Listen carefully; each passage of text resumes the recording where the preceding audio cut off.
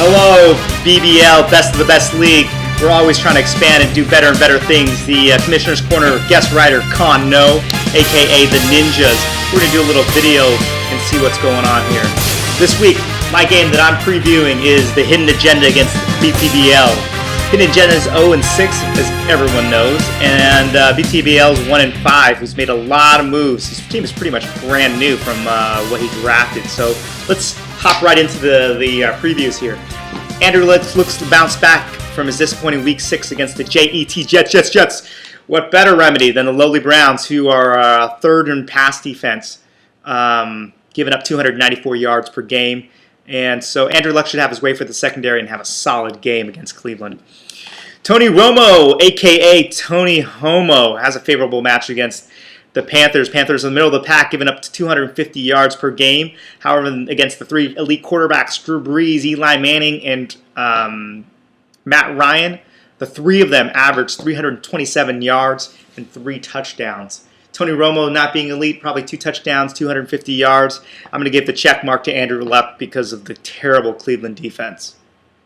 Moving on to running backs, THA's got a pair of banged-up running backs, Trent Richardson and Alex Green. Richardson is facing the Colts, which seems like a very favorable matchup. Colts giving up 160 yards per game this season. However, Richardson, I don't think, is going to have such a great game. He's going to be sharing the load with the other 2 running backs.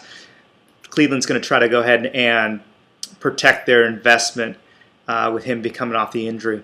Also, look for Cleveland to air out the ball a lot, being behind, trying to catch up to Indiana the whole game. And then we have Alex Green. Alex Green's coming back from a shoulder injury for the pack with Benson out. Don't think he's going to have a great game either. We're looking at Aaron Rodgers, 55 points last week. He's going to be airing it out. Rodgers even said himself, don't need to run the ball. There you go. He's going against a pair of running backs in Ray Rice and Matt Forte. Ray Rice visits Houston. Houston ranks 7th in run defense. However, with Brian Cushing out, that number's kind of iffy because a lot of that was from when he was in earlier in the year. But that being said, at Houston, Joe Flacco on the road is terrible. Terrible. So they're going to lean on little Ray. Little Ray is going to get plenty of touches receiving and catching the ball. So great game, looking great for him. Matt Forte plays against the Lions. He loves playing against the Lions.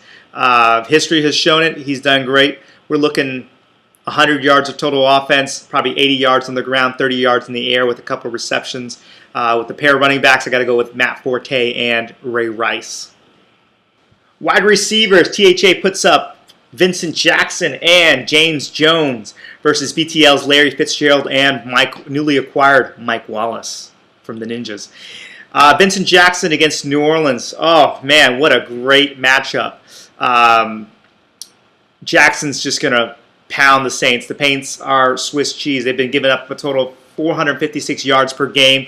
Looking for Jackson and Mike Williams to have TDs that day. Great games for them. Great matchups.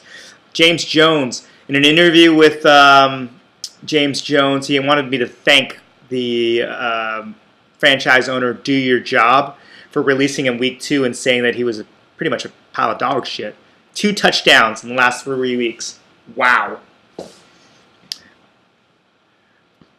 No breaks for Do Your Job. For a side segment, this is what Do Your Job's been doing. He's actually been doing his job. Has anybody heard of lizard lick towing? Yeah, just watch the clip. Oh, hell no! You stay over there! You stay over there! Shut up! You being an idiot? You stop, you crazy nut!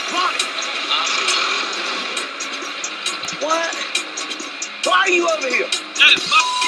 TBL puts up Larry Fitzgerald at Minnesota. Fitz is a decent season despite all the shenanigans that's happened with the quarterback spot in AZ. Just goes to show you how an elite quarterback he is, still putting up the numbers he is without having a good quarterback. Just imagine if he had someone to throw it to him. Vikings are tough at home, and Skelton's chucking the ball. Don't expect too much from Fitz. I'm thinking 5 catches, 60 yards or something like that. Another newly acquired player on the BTBL team is Mike Wallace. Mike Wallace was acquired for Greg Jennings. He looks to contribute, found a home that's an owner that wants him to be on his team, unlike the Ninjas. Wallace is always a deep threat. He's going to have a solid outing. So, Vincent Jackson, James Jones, Larry Fitzgerald against Mike Wallace. I got to give the check mark to Vincent Jackson and James Jones. At flex, we got Hakeem Nicks, another injured player. Man, all the players on THA, they're injured. He just changed his name to Cripples or something. Shit. Hakeem Nicks, going to be a shootout in our nation's capital against Washington. So look for Hakeem Nicks to have a decent day.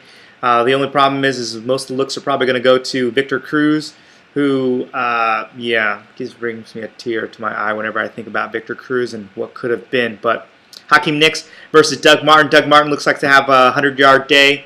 I talked about the Saints defense earlier. Woo!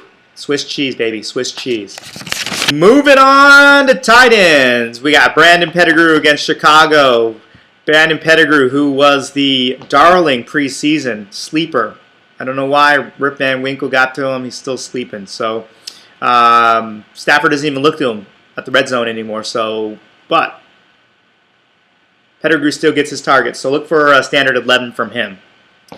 Aaron Hernandez is almost back 100% after the ankle injury he suffered earlier in the season. The Jets are hurting with the loss of Revis. Look for Hernandez, who's the best athlete on the Patriots, to have a great day. Look for 8 catches, 90 yards, and a touch. Kickers, THA puts up Legatron. Legatron's got a strong leg, but maybe a weak mind. After missing his first career field goal, he's been on a tailspin. He's been 2 for 5 against the Dolphins last week. We'll see if that section with Dr. Phil makes a difference. Texas kicker Shane Graham has solid weeks in and out due to the great defense of the Texans. Look for the standard production, 8 to 9 points. For defense, THA just picks up the Patriots off the waiver wire, which is a great pickup against the Jets. The Jets are a mess, so the Patriots should have a great defensive day. More balance in the offense, so they're going to run the ball and pass the ball more, so they're going to be on the field, keeping the Jets off the field most of the day. Packers have a lot of confidence going into St. Louis after the great performance against the Texans. Look for the Packers to give up some yardage because St. Louis is going to have to air the ball out a lot, but that also leaves interceptions and sacks because of that. So give up a lot of yards, but they're going to get some interceptions, maybe a defensive touchdown. At the end of the day, everything being said, I'm sorry, THA, you're 0-7. That's been the Week 7 wrap-up. I'm the owner of the Ninja franchise.